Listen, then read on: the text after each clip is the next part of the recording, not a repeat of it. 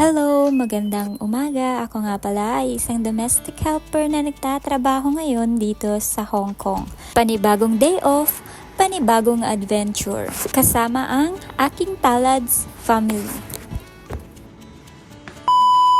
Medyo late na nga pala kaming aalis ngayong araw na to dahil nga iintayin pa namin si Sister Tiffany. Ang adventure namin today ay sa Suicide Cliff at saka sa Kowloon Peak.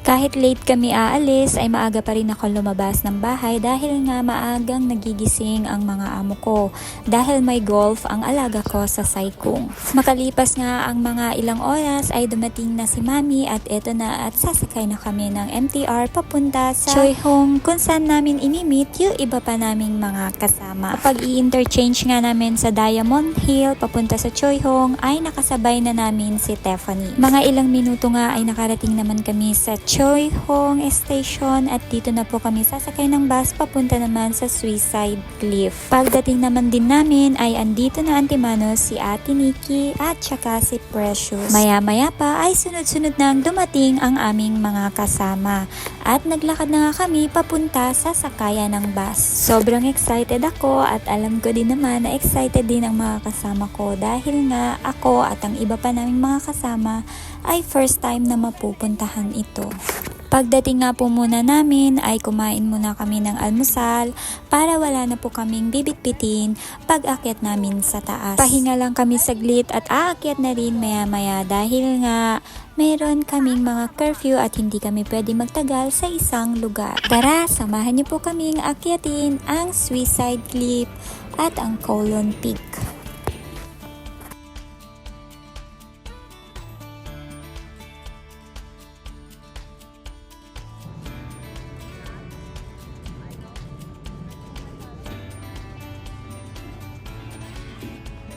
O, syempre, dahil sa matitibay kami, bungad pa lang, pagod na.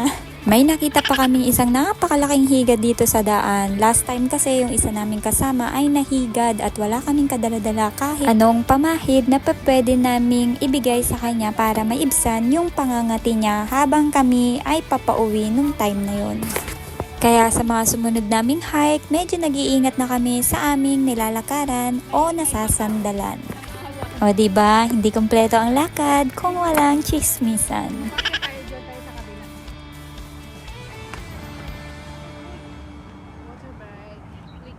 Water break. So, first stop, wait, kailangan namin magpahinga at hingal na, water break, kailangan namin magpahinga kahit mga 5 minutes lang.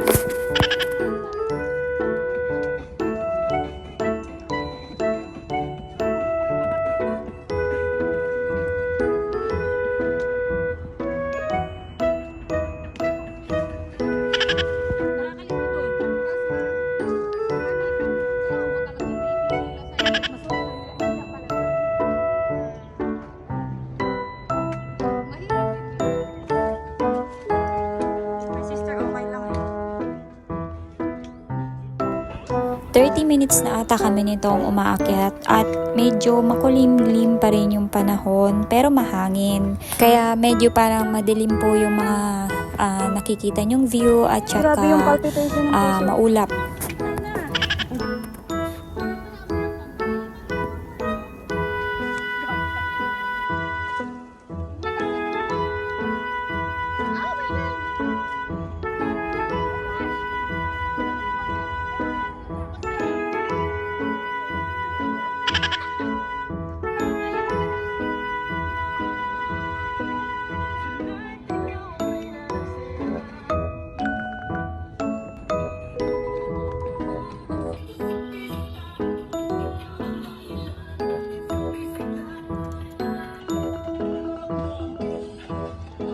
So, nakarating na nga kami sa pangalawang pagpapahingahan namin. Unang bato na aming aapakan para magpa-picture at mag-video.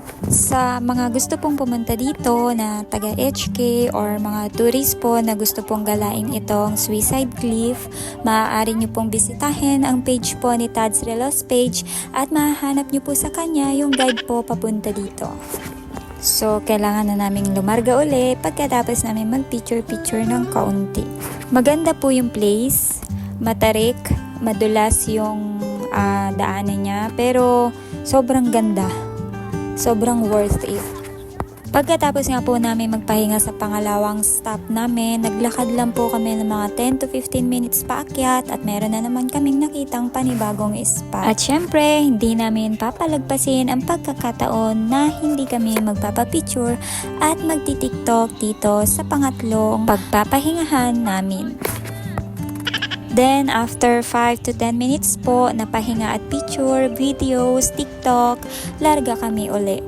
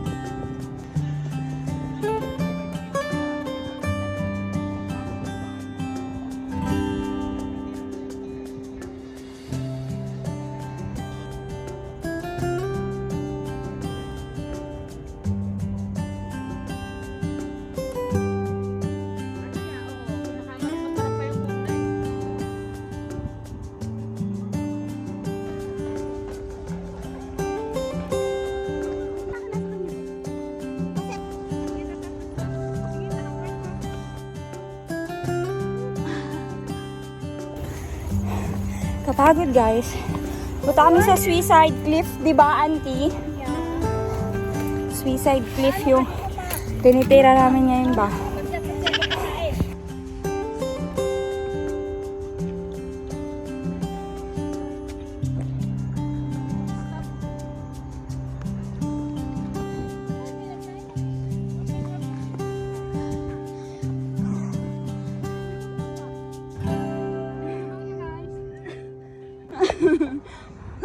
Sayang yan si auntie. Sobrang tarik ng daan at talaga namang nakakapagod, kaya rest muna ulit tayo for 5 minutes.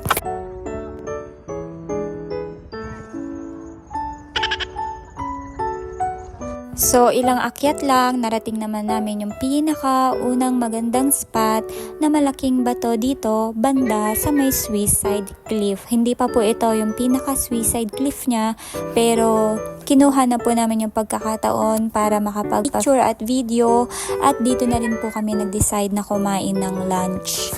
Pero ito pong unang aura na to ha, grabihan talaga, nakakatakot siya kasi talagang bangin po yung baba niya, as in bangin.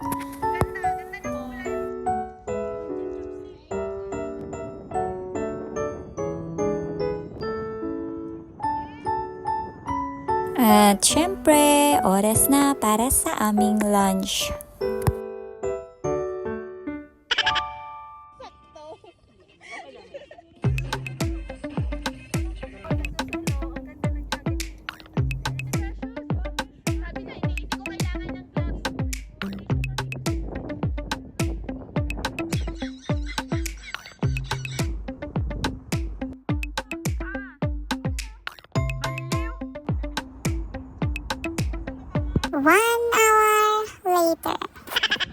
Noong makatapos nga po kaming kumain at makapagpahinga ng ilang minuto, humabol po kami saglit ng mga ilang pictures at video, at saka po kami nagpatuloy naman sa aming lakad papaakyat na mismo dun sa Suicide Cliff. Kakatapos lang namin mag-lunch, ngayon ay paakyat na kami sa ano yon? Suicide Cliff. So, hinihingal agad ako guys.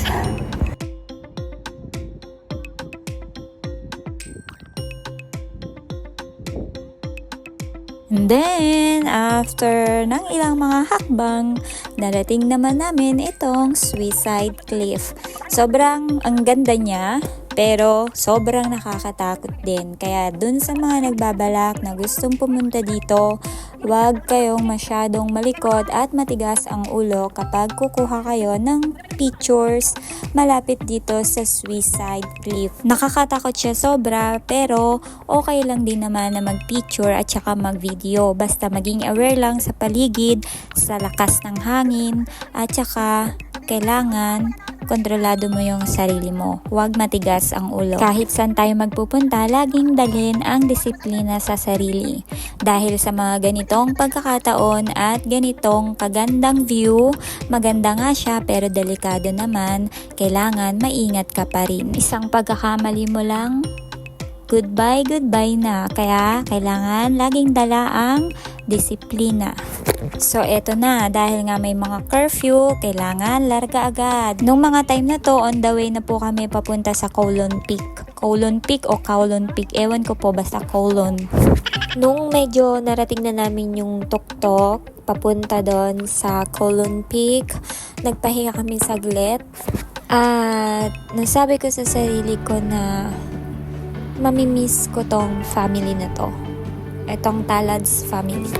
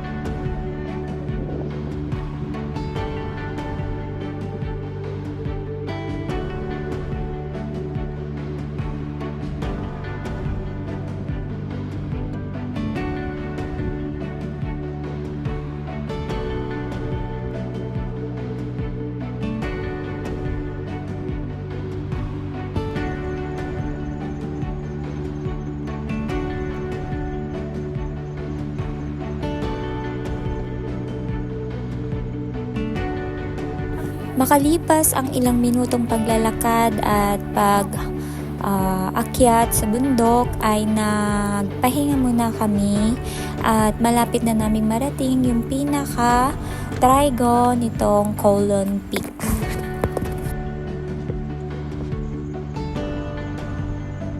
So here we are guys, narating na namin ang trigo ng Kowloon Peak. So, dahil nga ito na po yung last stop namin, dito na po muna kami magpapahinga, gagawa ng kaunting content, at saka po kami uuwi na. Dahil nga may mga curfew po, hindi po kami pwede magtagal dito ng sobrang tagal. I-enjoy lang po muna namin yung aming mga moment dito, at saka na kami magpapack up para umuwi. So, pahinga lang po kami siguro ng mga 1 hour para ma-enjoy po yung place. And then, uwi na.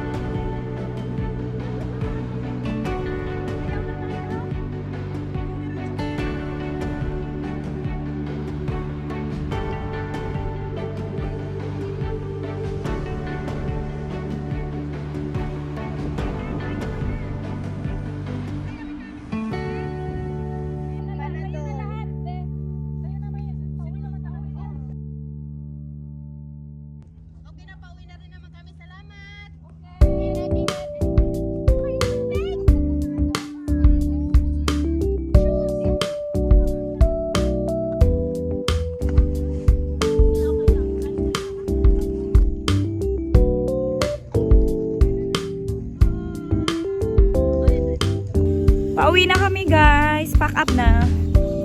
May curfew yung isa. Walang umuwi. Oh, yan. Nagsasayaw pa.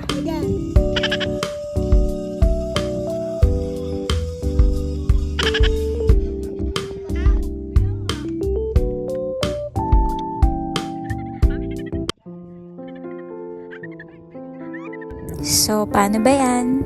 Kailangan na naman nating umuwi. Umuwi sa piling ng ating mga amo. Isang napakasayang araw at mapagmahal na mga kaibigan ang nakasama ko ngayong araw na to sa aking day off. Mamimiss ko kayong lahat. Talats family.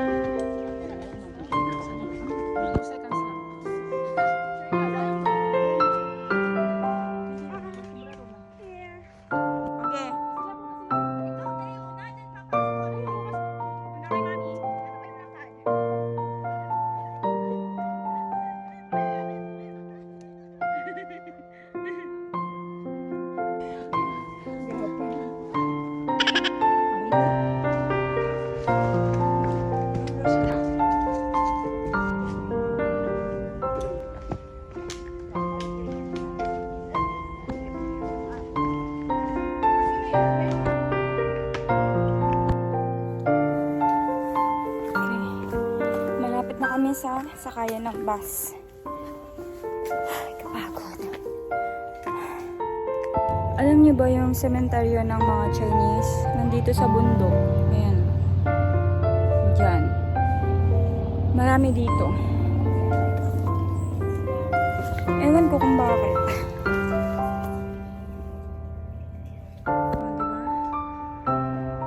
Sementeryo yan.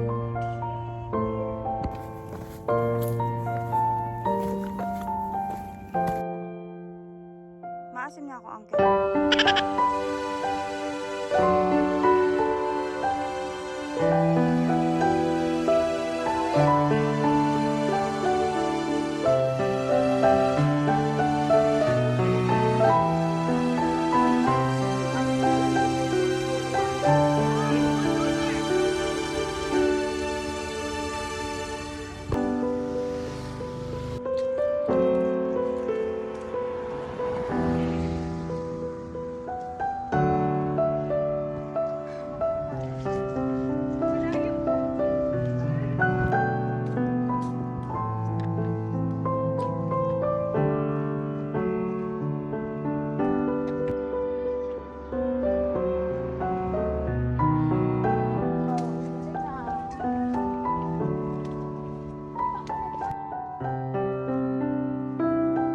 Doon kami galing.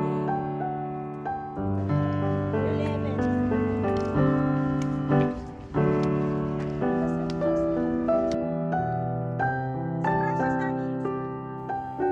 Pauwi na kami. Malapit na kami sa sakayan ng bus. Okay.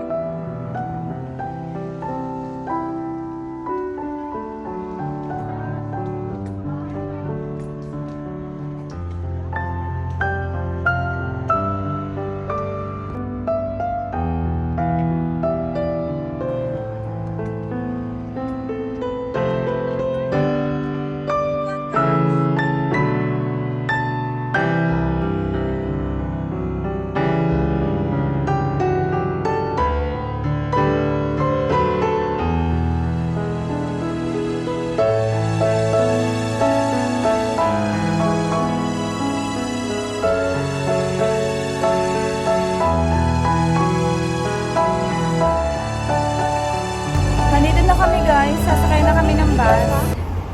Bye-bye!